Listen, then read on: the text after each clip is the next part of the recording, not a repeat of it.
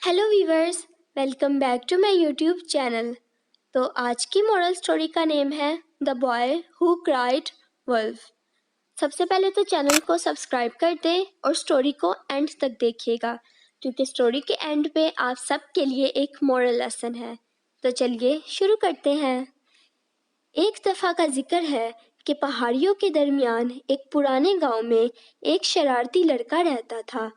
लड़के को गांव की भेड़ों की देखभाल की जिम्मेदारी सौंपी गई थी। हर रोज़ वो भेड़ों को गांव के आसपास के सरसब्ज़ो शादाब मैदानों पर चराने के लिए ले जाता। एक सुबह जब वो भेड़ों को देखता रहा, वो बोर हो गया और उसने थोड़ा मज़ा करने का फैसला किया। वो एक पहाड़ी की चोटी पर चढ़ गया और उसने चीखना शुरू कर दिया, भेड़िया भेड़िया, एक भेड़िया हमारी भेड़ों को खाने आ रहा है।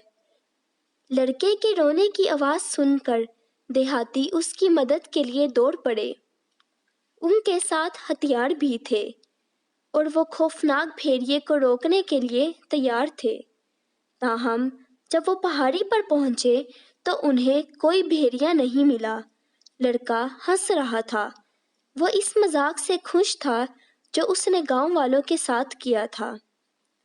लड़के ने खुशी से कहा, कोई भेड़िया नहीं है, मैंने तुम सबको बेवकूफ़ बनाया।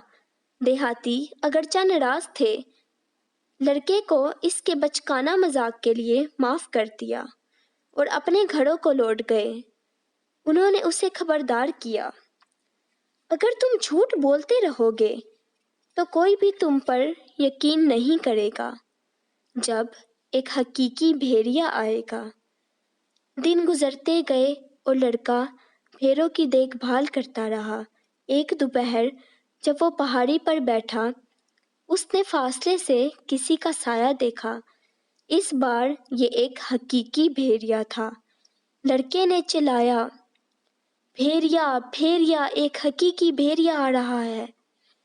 गांव वालों ने लड़के के रोने की आवाज़ सुनी, लेकिन उन्हें उसका पिछला झूठ याद आ गया। उन्हें लगा कि लड़का फिर से कोई मजाक कर रहा है। लेकिन जब वो पहाड़ी पर पहुंचे तो उन्होंने देखा कि भेड़ों पर हमला हुआ है, लेकिन उन्हें पहुंचने में बहुत देर हो चुकी थी। लड़के के चेहरे पर आंसू बह रहे थे जब उसे अपनी गलती का एहसास हुआ था।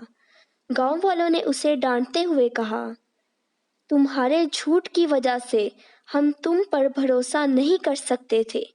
अब हमारी भेड़ें चली गईं और ये तुम्हारा कसूर है। उस दिन से लड़के ने ईमानदारी की अहमियत और अपने अमाल के नताइज को सीखा। उसने दोबारा कभी झूठ ना बोलने का अहद किया।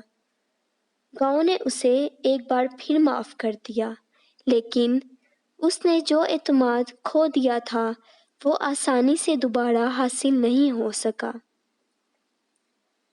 तो इस कहानी का इखलाक है, ईमानदारी एक खूबी है जिस पर कभी समझौता नहीं करना चाहिए। स्टोरी अच्छी लगी हो तो स्टोरी को लाइक ज़रूर कीजिएगा।